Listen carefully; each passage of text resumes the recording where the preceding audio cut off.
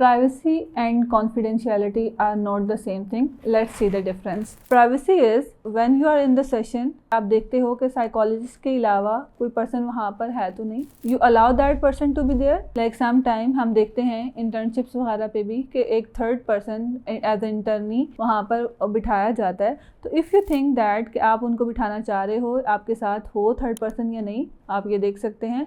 उसके बाद के इन्वायरमेंट में प्राइवेसी हो, लाइक कोई और पर्सन इस बात को ना सुने. तो this will be your privacy. Like और इसके अलावा कुछ क्वेश्चंस आपसे साइकोलॉजिस्ट पूछ रहा है, तो क्या आप उसका आंसर करना चाह रहे हो या नहीं करना चाह रहे.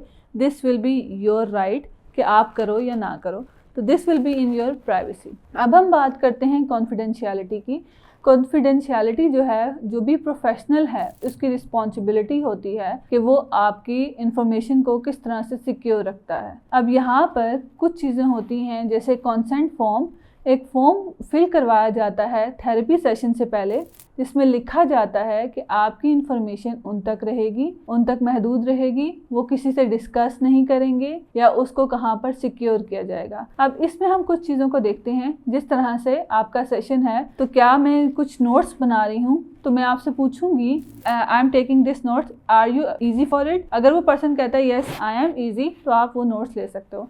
इसी तरह से ऑडियो और वीडियो रिकॉर्डिंग होती है. आप सेशन को दोबारा देखने के लिए, अंडरस्टैंड करने के लिए, एनालिसिस करने के लिए कुछ लोग अब रिकॉर्डिंग करते हैं.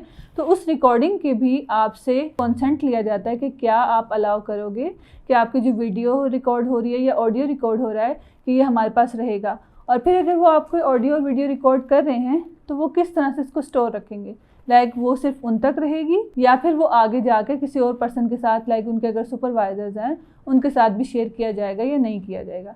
और इसमें और भी बहुत सारी चीज़ें कॉन्फिडेंशियलिटी में आती हैं. फॉर एग्जांपल, आप साइकोलॉजिस्ट से कोई बात शेयर कर रहे हैं, आपका एक थेरेपी सेशन चल रहा है, एक थर्ड पर्सन आपके साथ आ रहा है और वो आपसे कोई क्वेश्चन आपके थेरेपिस्ट से जाके पूछता है, तो वो आपके किसी भी चीज़ का आंसर उनको नहीं करेंगे. अदर देन दैट आप अलाउ करेंगे, आपसे वो कंसेंट लेंगे. On the basis of that वो अपने आपके जो भी फैमिली मेम्बर्स होंगे उनके साथ वो डिस्कस कर सकते हैं.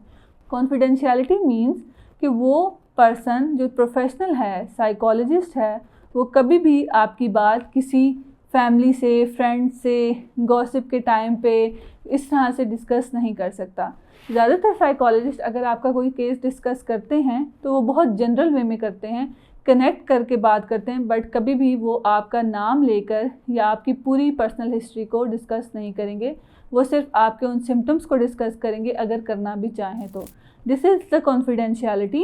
एंड प्राइवेसी जो आप तक है, और कॉन्फिडेंशियलिटी जो प्रोफेशनल किस तरह से अपनी सेटिंग में रहकर उसको सिक्योर रखता है ताकि वो इन्फॉर्मेशन किसी दूसरे पर्सन के साथ यूँ शेयर ना हो सके. आई होप कि आपको अंडरस्टैंडिंग होगी इस बेसिक डिफरेंस की, और किस तरह से अगर आप साइकोलॉजिस्ट के पास जाते हैं तो वो किस तरह से आपकी इन्फॉर्मेशन को कॉन्फिडेंशियल रखता है. तो इस चीज़ का ये बेसिक राइट है आपको अंडरस्टैंड करना, और इसके साथ साथ आपको इसको सिक्योर रखना. आपको और आपके जो भी प्रोफेशनल होता है उसको प्रोटेक्ट रखता है हर तरह से. मेरे SOPs रिगार्डिंग प्राइवेसी और कॉन्फिडेंशियलिटी क्या होते हैं. प्राइवेसी में जैसे मैं कोई क्वेश्चन कर रही हूँ और आई फील लाइक कि my client is uncomfortable there, तो मैं उनको यूजली कंफर्टेबल करती हूँ और उनको बताती हूँ कि this will be between us. अगर उनको स्टिल इजी नहीं लगता तो वो आंसर नहीं करते, और अगर उनको जब भी इजी लगता है तब वो आंसर कर सकते हैं. दूसरी तरफ कॉन्फिडेंशियलिटी में जो चीज़ें होती हैं, जैसे फ़ी का डिस्क्लोजर है, जैसे टाइम कितना होगा, 45 to 1 आवर का सेशन होगा. फिर उसके अलावा मैं नोट्स ले रही हूँ तो नोट्स सिर्फ मेरे हेल्प के लिए हैं, और मैं उनको बताती हूँ कि ये नोट्स इसलिए ले रही हूँ ताकि मैं आपका एनालिसिस कर सकूँ और फर्दर हम ट्रीटमेंट प्लान, और हम ये रिकॉर्ड में रहे कि कौन कौन सी चीज़ें हमने कर ली हैं और कौन कौन सी चीज़ों पे फर्दर हमें काम करने की ज़रूरत है. इसके अलावा जो है कितने आवर का सेशन होगा, लाइक 45 मिनट का to 1 आवर का सेशन है. इसके अलावा मैं बात करती हूँ जिस तरह से ऑडियो वीडियो रिकॉर्डिंग तो नहीं करी, सम टाइम कुछ केसेस में मुझे ऑडियो और वीडियो रिकॉर्डिंग भी करनी पड़ती थी, तो वहाँ पर मैं उन क्लाइंट्स को बताती थी. They are aware of it. Some time ऐसा होता था, कुछ लोग कहते थे हमारा फेस ना लेकर आए मैम, तो हम उनका बैक साइड से उनका सेशन ले लेते थे. लाइक वीडियो उनका जो ट्राइपॉड स्टैंड है, हम इस तरह से एंगल रखते थे ताकि उनका उसमें फेस ना आए. इसी तरह से कुछ जगहों पे जैसे कंसेंट फॉर्म ऐड हो रहा है तो उसमें वो लोग पूछते थे कि आपने ऐड किया है कि ये चीज़ जो है किसी के साथ शेयर नहीं होगी, तो आप किस तरह से इसको सिक्योर रखेंगी। तो मैं उनको बताती थी दे इज़ द ड्राइव जहाँ पर आपकी चीज़ें रिकॉर्ड में रहेंगी।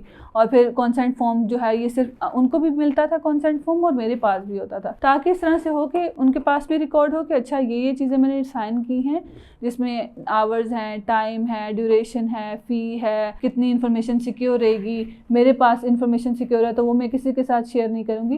तो ये सारी चीज़ें बहुत इंपॉर्टेंस रखती हैं एज अ साइकोलॉजिस्ट कि आप अगले पर्सन को ट्रस्ट दे सकें, क्योंकि एक थर्ड पर्सन जब आपके पास आ रहा है, दे डोंट नो यू। वो हो सकता है किसी के रेफरेंस से आया हो सकता है कि वो आपको सोशल मीडिया से देख के आया हो, आपकी प्रोफाइल देख के आया होगा, आप जिस इंस्टीट्यूट में काम कर रहे हो वहाँ से आया होगा, एक रेफरेंस की तरह से आपके पास आया है। तो आपको उनको सिक्योर करना और उनको इस तरह की बेसिक चीज़ों का इन्फॉर्मेशन देना is your right, and this will be the thing जो आपके ट्रस्ट को और आपकी प्रोफेशनल एथिक्स को और भी ज़्यादा स्ट्रॉन्ग बनाता है। आई होप कि आपको अंडरस्टैंडिंग हो गई होगी। If you like it, subscribe it, and if you want to do share it with others as well.